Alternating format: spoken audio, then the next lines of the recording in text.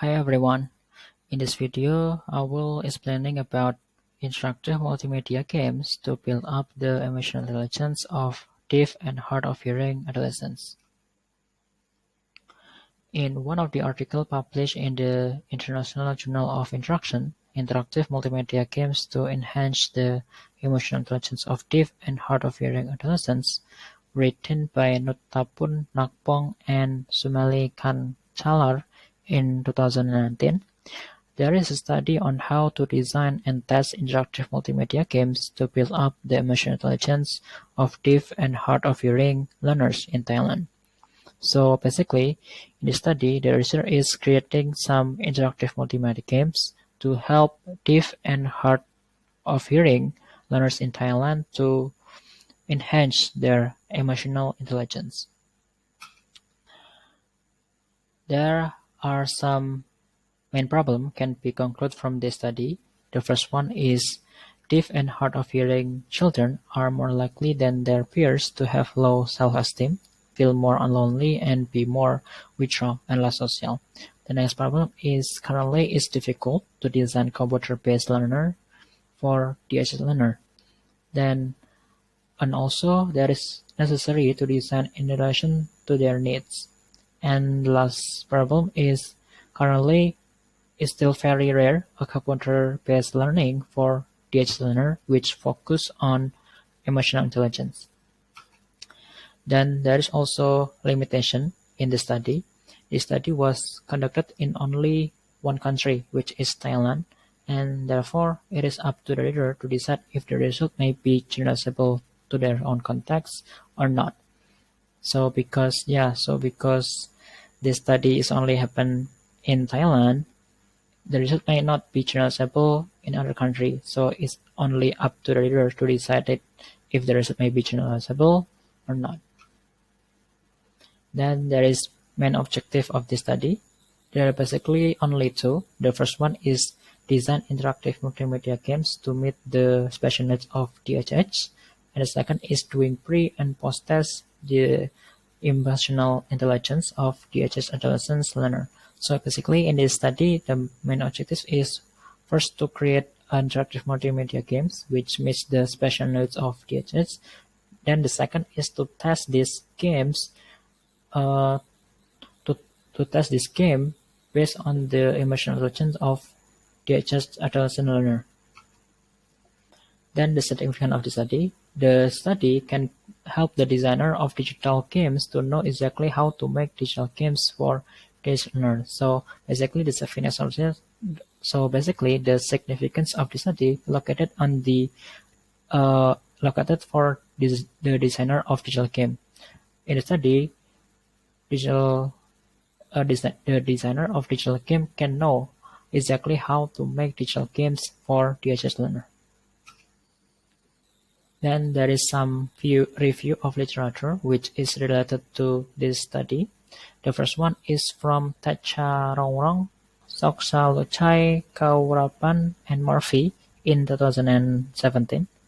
They say there have been a number of studies that have focused on the use of technology with DHS learners. However, these tend to focus not on emotional intelligence, but on, for example, learning mathematics. So what they're trying to say is basically there have been a number of studies that focus on the use of technology for DH learner, but this study tend to focus not on the emotional intelligence part, but for example, learning mathematics, etc. Then also from Ibrahim, Alias, and Nordin in 2016, they say DH learners need a different style or approach to learning with computers, yet their needs have often been overlooked in their design. So what they're trying to say is for DH learner, they have a different style or approach to learning the computer, but their needs often get overlooked by the designer. Then there is analysis and design in the study. The framework for emotional intelligence. The framework for emotional intelligence consists of three categories as specified by the Thai Department of Mental Health, which is virtue, competence, happiness, as well as the 9 subcategories for these categories. The content of each game researchers developed on this study focus on the different area of these development categories. After this, the research then began to develop the interactive multiplayer games based on these development categories. So basically, the research is taking the categories from Thai Department of Mental Health of the emotional intelligence, then try to make a game based on this. The process of making games can be seen on the picture on the right. Basically, the researcher is creating storyboard, then creating the game for DHH. Then after the student play the games, the researcher is testing them. And since there was small number of participants, it's about 10 participants in the study, the data were analyzed using Wilcoxon's hand rank test, and the result can be seen on the table on the right. So basically, this result is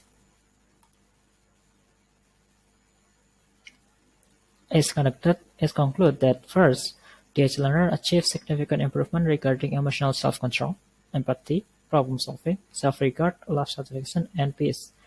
But there is no really significant improvement for responsibility, self-motivation, and interpersonal relationship. Then the conclusion from the study can be conclude that interactive multimedia games can help the learner achieve significant improvement regarding emotional intelligence. But as we have seen on the result, the test result, not all emotional intelligence area have been significant improvement. There are some area that don't really achieve a significant improvement, such as responsibility, self-motivation, and interpersonal relationship. But from overall test result, can be conclude that in the study can be concluded that interactive multimedia games can help the learner achieve significant improvement regarding emotional intelligence. Also, there is a suggestion from this study. The study suggests that students can be motivated to play the games that involve racing, sport, and combat. Also, those that are designed digital games for DH learners should target to include a video-based explanation with a sign language interpreter to explain how to play the game before participants actually try to play it. So basically, this study is suggesting that games that involve racing, sport, and combat is good for students.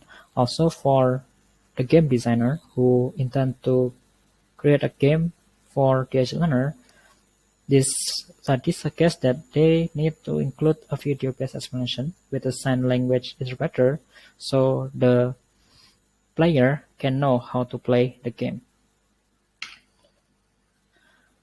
And that's all for this video. Thank you for watching. Bye.